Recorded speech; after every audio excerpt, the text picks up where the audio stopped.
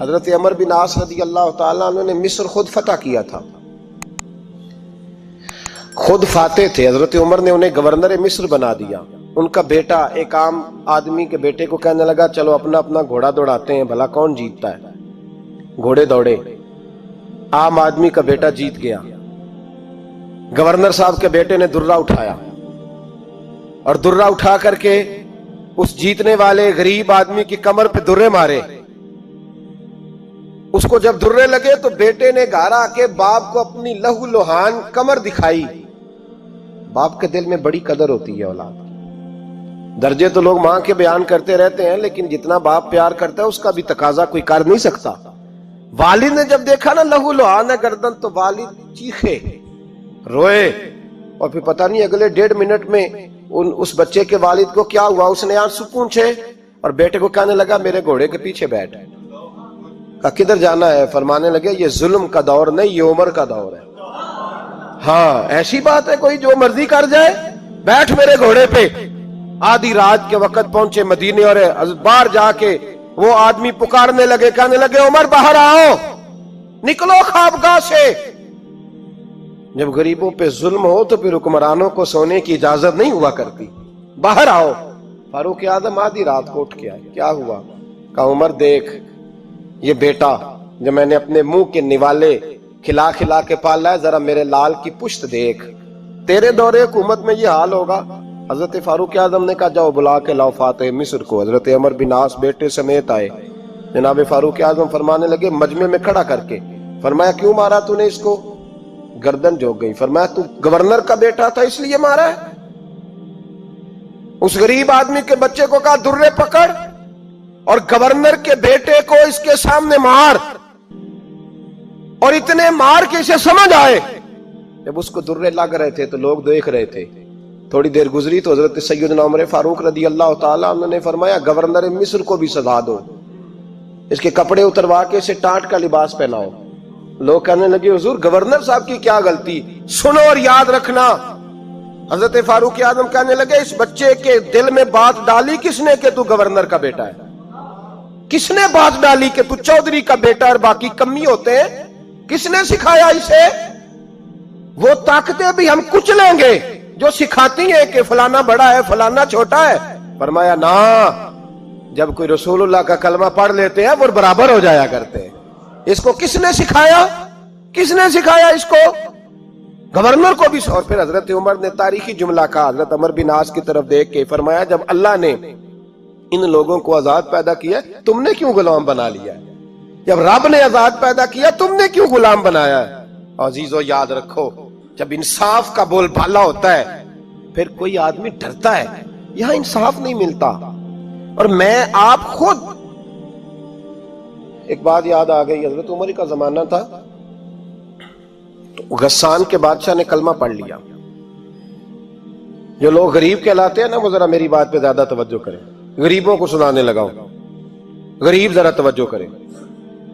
غسان کے بادشاہ نے اسلام قبول کر لیا، اور اسلام قبول کرتے ہی وہ آئے حج کرنے. حج کے بعد فارغ ہوئے تو ایک نفلی طواف کر رہا تھا غسان کا بادشاہ شاہ غسان. آج تو خانہ کعبہ میں بھی وی آئی پی پروٹوکول ملتا ہے، آج تو مسجد نبی میں بھی وی آئی پی پروٹوکول ہوتا ہے. یہاں آ کے بھی، یہاں بھی، اور دیکھتے صحیح تو کھڑا کہاں ہے؟ یہاں بھی پولیس والوں نے بازو پکڑے. سوچو تو صحیح، یہ حال کر دیا تم نے مذہب کا. طواف کعبہ ہو رہا ہے اور غسان کے بادشاہ نے جبہ پہنا ہوا ہے باریک اور لمبا. وہ طواف کعبہ کر رہا تھا تو ایک غریب آدمی کا پیر اس کے جبے پہ آ گیا. جب پیر آیا تو اس نے پلٹ کے غریب کے منہ پہ تھپڑ مارا. جب تھپڑ مارا تو اس غریب نے سیدنا فاروق اعظم کی عدالت میں مقدمہ کر دیا. کہا بادشاہ نے تھپڑ مارا ہے. حضرت عمر فاروق رضی اللہ تعالیٰ عنہ نے بادشاہ کو بلایا. فرمایا تو نے اس غریب کو مارا ہے؟ کہا جناب اس نے پیر رکھا تھا. تو فرمایا پیر رکھا تھا تو کیا ہو گیا؟ تو نے کیوں لمبا جبہ پہنا تھا؟ تجھے سمٹ کے چلنا چاہیے تھا. کہا میرے لیے حکم کیا ہے؟ حضرت عمر کہنے لگے یہاں اسے رات میں راضی کر لے، ورنہ صبح اسی جگہ اسی کونے میں خانہ کعبہ کے سائے میں وہ غریب تیرے منہ پہ تھپڑ مارے گا اور تجھے تھپڑ کھانا پڑے گا. غریبوں سنو سنو، सारी रात वो गुस्सान का बादशाह गरीब की मिन्नत करता रहा, तू राजी हो जा, गरीबों तुमसे शिकवा है, तुम 2-4 लाख पे राजी हो जाते हो, गरीबों तुमसे शिकवा है, तुम इंसाफ होने नहीं देते, गरीबों तुम थोड़ी थोड़ी बात पे मुतमइन हो जाते हो, थोड़ी थोड़ी बात। जितने गरीब तन है लिबासों से दूर दूर, उतनी ही चादरें मैं मजारों से छीन लूं, और जितने गरीब घर हैं उजालों से दूर दूर, उतनी ही रोशनी मैं सितारों से छीन लूं। इतनी तो हिम्मतें हो मेरी कम से कम बुलंद, कि शाहों के ताज फख्र इशारों से छीन लूं। तुम्हारी ज्यादती है, तुमने जुल्म परवान चढ़ाया है। जब तुम चौधरी के कहने पर, एमएनए के कहने पर राजी हो जाते हो, तुम इंसाफ होने नहीं देते। डटना सीखो, खड़े होना सीखो। जब उसे कहा ना राजी हो जा, तो वो गरीब कहने लगा मैं राजी हो जाऊं और कल तू किसी और को भी थप्पड़ मारे। फरमाया जितनी तेरे पास दौलत है ला के कदमों में रख। हम दौलतों की परवाह इसलिए नहीं करते कि हमने मोहम्मद अरबी का चेहरा देखा हुआ है। अब मेरी निगाहों में जचता नहीं कोई, इसलिए कि जैसे मेरे महबूब है वैसा नहीं। तुम असर लेना छोड़ दो, तुम असर बड़ा लेते हो। हाँ, तुम्हारे ऊपर चीजें असर अंदाज होती हैं, इसलिए इंसाफ नहीं होता। डटना सीखो, खड़े होना सीखो। जो भाई डट जाता है ना, वो बड़े कमाल कर जाया करता है। सारी रात मनाता रहा। हजरत उमर से कहने लगा वो नहीं मानता, तो जनाब उमर कहने लगे फिर तैयारी कर ले, हम बादशाह नहीं देखेंगे, दौलत नहीं देखेंगे, हम रसूलुल्लाह का दीन देखेंगे, हम नबी पाक का निजाम देखेंगे। वो बादशाह रात को दौड़ गया, भाग गया, जाके ईसाई हो गया। लोगों ने कहा इतना कीमती आदमी उमर ने जाया कर दिया। फरमाया चुप करो, मैंने कोई चीज जाया नहीं की, मैंने तो अपने रसूल का दीन बचा लिया है, कोई शय जाया नहीं हुई। अदल जब तक मैं फिर कहूंगा, इस अदल के नुकसान में हर आदमी बराबर का शरीक। हम अदल होने नहीं देते, हम अदल कायम नहीं करते, हमारा तकाजा ही नहीं कि अदल हो। हम अपने आप को अदल के लिए पेश ही नहीं करते, मिजाज ही नहीं। हजरत अली मुर्तजा एक जर्री इंसान थे, और वो अली थे जिन पर इंसानियत रश्क करती, और मौला अली वो हस्ती थे कि मेरे मुस्तफा करीम सल्लल्लाहु ताला अलैहि वसल्लम ने फरमाया इसके दीदार को तो फरिश्ते भी आया करते ना। बड़ा आदमी, और फिर अमीरुल मोमिनीन खलीफतुल मुस्लिमीन हजरत अली, खुद मौला अली ने हजरत काजी शुरै को काजी बनाया, चीफ जस्टिस बनाया, अपने हाथों से तैनाती की। हजरत मौला अली रदी अल्लाह ताला अन्हु की जीरा गुम हो गई, काफी देर गुजर गई तो एक यहूदी के पास वो जीरा आपको नजर आई। हजरत अली ने डायरेक्ट उससे छीन नहीं लिया, हालांकि अमीरुल मोमिनीन थे। हमारे यहाँ डंडा भी बड़ा चलता है ना, जो ताकतवर होता है वो तो थाने जाता ही नहीं, उसको जरूरत नहीं, उसने तो बंदे रखे हुए हैं, उसको तो पता है काम कैसे लेना है। लेकिन हजरत अली ने आईनी रास्ता इख्तियार किया, कानूनी रास्ता। काजी साहब की अदालत में मुकदमा किया कि फुला यहूदी के पास मेरी ज़िरा है और वो चोरी हो गई थी, गिर गई थी, गुम गई थी, मुझे दिलाई जाए। काजी साहब ने बुला लिया यहूदी को, अमीरुल मोमिनीन भी कटहरे में। काजी साहब कहने लगे उससे कि ज़िरा तेरी है? उसने कहा जी मेरे पास है तो मेरी है। काजी साहब कहने लगे हजरत अली से गवाह आपको देने पड़ेंगे, क्योंकि मुकदमा आपने किया है, अगरचे वो अमीरुल मोमिनीन है। समझ है भाइयों की, समझ आ रही है बातों की? गवाह अमीरुल मोमिनीन आपने देने हैं, क्योंकि मुकदमा आपने दायर किया है। तो हजरत अली कहने लगे मेरा बेटा हसन गवाही देगा कि मेरी है, और मेरा गुलाम कंबर गवाही देगा। काजी साहब कहने लगे हुजूर इनकी गवाही दुरुस्त तो है, पर मैं नहीं तस्लीम करता, इसलिए कि बेटे तो बाप के हक में बोला ही करते हैं, नौकर तो आकाओं के हक में बोलते ही हैं, जाए कोई गैर जानबदार बंदा लेके आए जो गवाही दे। तो हजरत अली खामोश हो गए, कहने लगे अभी मेरे पास ऐसा कोई गवाह नहीं। काजी साहब कहने लगे चलें फिर आप यहूदी को राजी करें, आपने क्यों बिला वजह घसीटा अदालत में, राजी करें, इंसाफ का तकाजा है। तो हजरत अली करीब गए, कहने लगे भैया नाराज ना होना, ज़िरा तो मेरी है, नाराज ना होना, मैंने गलत मुकदमा नहीं किया। वो लहदा बात है कि मेरे पास गवाह नहीं तो मैं कोई बेइंसाफी नहीं कर सकता, तो मेरे साथ चल, तुझे खजूरों का हलवा खिलाता हूं ताकि तू राजी हो जाए। वो यहूदी कहने लगा मैंने काजी साहब का इंसाफ देखा और जनाबे अली का इंसाफ के लिए खड़ा होने देखा, तो मैं मौला अली के कदमों में बैठ गया। मैंने कहा अली जब तेरी ये शान है तो मोहम्मद अरबी का क्या मकाम होगा। मैंने कलमा पढ़ना शुरू कर दिया। देखे ना, तकाजा पूरा किया है हजरत अली ने।